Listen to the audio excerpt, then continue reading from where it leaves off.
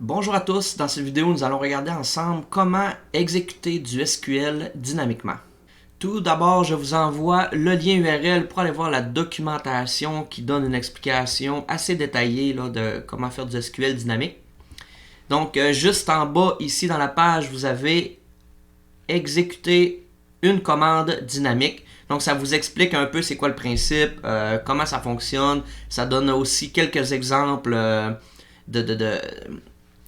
de construction de vos requêtes pour que ça soit exécuté comme il faut. Puis moi, je vais vous faire un exemple aussi là, de cette façon-là. Je vous ai mis également un petit texte là. Dans le fond, pour créer des requêtes SQL dynamiques, ce qui est important de savoir, c'est que c'est dans le but, dans le fond, d'enlever toutes les requêtes qui pourraient être préformatées. Fait que si jamais vous avez des requêtes qui sont exécutées quand même assez souvent, puis que les paramètres peuvent changer, ben au lieu de faire vraiment des requêtes SQL qui sont formatées à l'avance, ben vous pouvez les créer dynamiquement comme ça. Vous allez envoyer en paramètres l'information qui est nécessaire, puis vous aurez juste à modifier les paramètres pour avoir la bonne valeur dedans.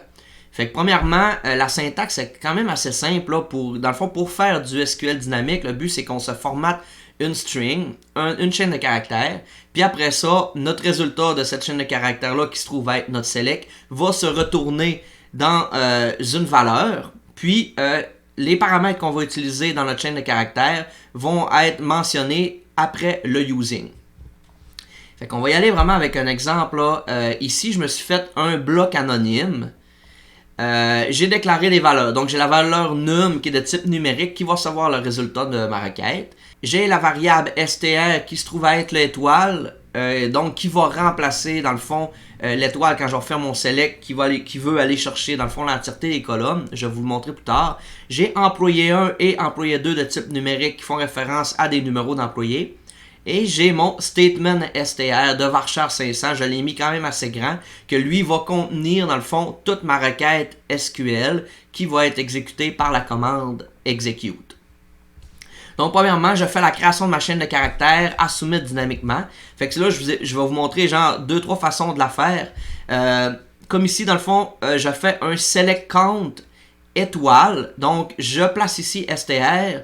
Comme vous pouvez voir, là, j'utilise la concaténation pour ajouter dans le fond la valeur de ma variable str dans ma string stmtstr. Ensuite de ça, je fais un select count étoile de la table commande où est-ce que le numéro d'employé est égal à $1 ou que le numéro d'employé est égal à $2. Donc, quand on déclare des $1, 2, 3, 4, 5, ainsi de suite, mais ça, c'est des paramètres qu'on va modifier et qu'on va mentionner dans notre using quand on va faire l'exécution de notre requête. Fait que moi, je bâtis ma commande SQL, je la mets dans une chaîne de caractères. Faire bien attention, il faut absolument que les espaces soient là aux bons endroits. Puis vous allez le voir là, quand je fais un raise notice ici, je vais afficher à l'écran dans le fond le résultat de ma requête. Si jamais vous oubliez de mettre un espace après commande, ben, étant donné qu'on concatène tout de suite la chaîne where numéro d'employé ici, ben si dans le fond, quand on va vérifier notre requête, ben le commande et le where vont être collés. Donc, il faut vraiment faire attention quand on bâtit notre requête pour que les espaces soient là, surtout si on le fait sur plusieurs lignes différentes. Évidemment, donc c'est pour ça qu'avec le raise notice, ben, c'est un petit truc là, que vous pouvez l'ajouter à chaque fois pour vous assurer de faire la vérification de votre requête pour qu'elle soit belle, puis ça vous permet de déboguer votre fonction, votre procédure ou bien votre bloc anonyme si jamais vous en avez besoin. Une fois que la requête est faite, je vais afficher le résultat à l'écran. Ben, c'est là que je fais la soumission de mon ordre SQL. Donc, je dis exécute la chaîne de caractères, donc stmtstr. Et ensuite de ça, mets le résultat dans la variable num. Et utilise employé 1 et employé 2 pour remplacer les paramètres qui sont dans ma chaîne de caractères, donc qui sont les $1 et les $2. Faire bien attention, l'ordre dans lequel vos paramètres sont insérés dans votre requête doit être le même ordre dans lequel vous voulez remplacer ces paramètres-là. Fait que moi, dans le fond, je veux que le numéro d'employé est égal à 1 ou que le numéro d'employé est égal à 2. Donc c'est pour ça que je les ai placés dans cet ordre-là. Là, vous voyez dans le fond que le employé 1 qui est égal à 1 et employé 2 qui est égal à 2 concorde vraiment avec le nom des paramètres, mais c'est vraiment du hasard, là, ça n'a aucune importance. Ce qui est vraiment important, c'est les paramètres. Il faut vraiment que ça commence par $1, $2, ainsi de suite. Eux, ici, ça pourrait être 3 et ça pourrait être 4.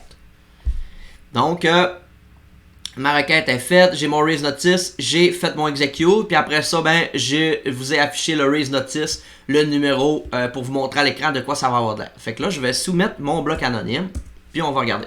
Mon bloc anonyme s'est exécuté, on voit que mon raise notice a fonctionné. Fait que quand ma requête a été bâtie, ça ressemblait à ça. Fait que j'ai un select count étoile from command où est-ce que mon numéro d'employé est égal à $1 ou que le numéro d'employé est égal à $2. Puis après ça, quand j'ai fait le execute, ça l'a remplacé les paramètres par les bonnes valeurs de employé 1 et employé 2. Et le résultat de ma requête s'est placé dans num. Et on voit ici que le résultat est 283. Donc, on a 283 commandes dans la table commandes qui sont reliées aux employés numéro 3 et numéro 4. Fait que c'est sûr que pour cet exemple-là, on a utilisé un bloc anonyme, mais j'aurais pu faire la même chose avec une fonction de procédure. Je pourrais utiliser des paramètres qui sont en entrée. Je peux faire là, plein de choses tant que dans le fond que votre requête soit vraiment le string de votre requête, votre chaîne de caractères soit bien bâtie avec les bons éléments. Puis après ça, quand vous allez l'exécuter avec les bons paramètres, puis dans une valeur qui est du bon type pour recevoir votre résultat. Donc, merci pour le visionnement de cette vidéo. Si vous avez des questions, vous pouvez me rejoindre par les plateformes Colnet, directement sur YouTube en dessous de la vidéo, dans Teams à partir de l'équipe du cours ou par Outlook à mon adresse courriel qui se trouve à être alexandre.harvey@collegealma.ca. Bye.